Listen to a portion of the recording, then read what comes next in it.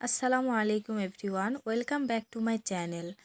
এত অল্প উপকরণ দিয়েও যে এত স্বাদের মুরগির মাংস রান্না করা যায়, এই ভিডিওটা না দেখলে বুঝতেই পারবেন না। প্রথমে আমি এখানে দিয়ে দিচ্ছি পরিমাণ মতো তেল। এই রান্নাটা আমি সরিষার তেল দিয়েই করব।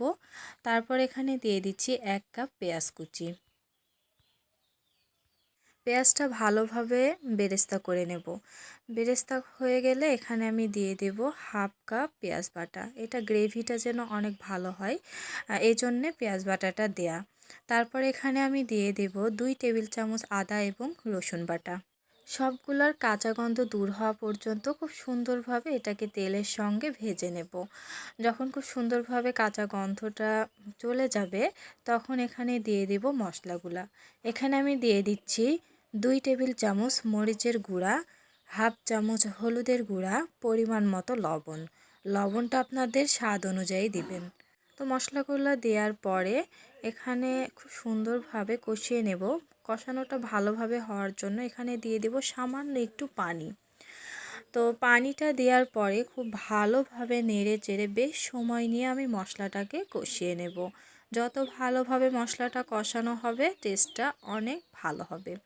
মশলাটা কষানো হয়ে গেলে এখানে আমি দিয়ে দিব 1 চামচ জিরা গুঁড়া, 1/2 চামচের একটু কম গোলমরিচ গুঁড়া। তো সবগুলো দিয়ে আরও একটু নেড়ে নিচ্ছি। তো নাড়া হয়ে গেলে এখানে আমি দিয়ে দেব গরম মশলাগুলা, সাদা এলাচ, দারচিনি, লং, এগুলো সবগুলা দিয়ে খুব সুন্দরভাবে আরেকটু কষিয়ে নেব।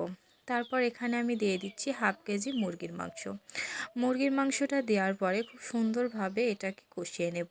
এখানে আমি এক্সট্রা কোনো পানি অ্যাড করিনি, কারণ মাংস থেকেই প্রচুর পরিমাণের পানি বের হবে, আর সেই পানিটা দিয়েই খুব সুন্দরভাবে কষানো হয়ে যাবে।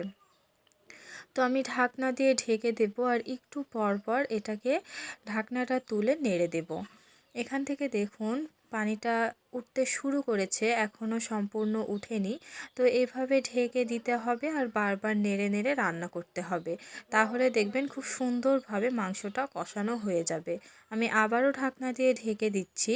তো দেখুন অনেকটা পানি উঠেছে এবং আমার মাংসটা প্রায় অর্ধেক কুক হয়ে গেছে। তো আমি আরেকটু নেড়ে আরও একবার ঢেকে আমি এটাকে আরও সুন্দরভাবে কষিয়ে নেব। তো কষানো হয়ে গেলে এখানে আমি দিয়ে দেব পরিমাণ মতো পানি। এখানে আমি 1 কাপের মতো পানি দিয়েছি। পানিটা দেওয়ার পরে নেড়েচেড়ে ঢাকনা দিয়ে ঢেকে দেব। তো ঢাকনা দিয়ে ঢেকে এটাকে আমি একটু সময় নিয়ে রান্না করব। তো দেখুন আমার রান্নাটা প্রায় অর্ধেকের বেশি কমপ্লিট হয়ে গেছে। আর কিছুক্ষণ রান্না করার পরে এটাকে আমি নামিয়ে ফেলবো। ওপরে তেলটাও অনেকটা ভেসে উঠেছে। তো ঝোলটা আমি আর একটু টেনে নেব। তো এইভাবেই রান্নাটা করে নেব। তো দেখুন এই পর্যায়ে আমি দিয়ে দেব 3টা কাঁচামরিচ। কাঁচামরিচটা আমি সামনে পেছনে 2 সাইডে একটু কেটে নিয়েছি, যাতে ফ্লেভারটা খুব সুন্দরভাবে বের হয়। তো আবারও ঢাকনা দিয়ে ঢেকে দিয়েছি। এখন দেখুন আমার মাংস থেকে প্রচুর পরিমাণে তেল উঠে গেছে। আমার মাংসটা প্রায় রান্না কমপ্লিট। তো এইভাবে যদি বাসায় রান্না করেন, দেখবেন অনেক ভালো লাগবে। যারা ব্রয়লার মুরগির মাংস খেতে চান না, তারা এইভাবে একটু রান্না করবেন, তাহলে সবাই প্লেট চেটে পুটে খাবে। তো গ্রেভিটা দেখুন কত সুন্দর হয়েছে। তো ভিডিওটা ভালো লাগলে প্লিজ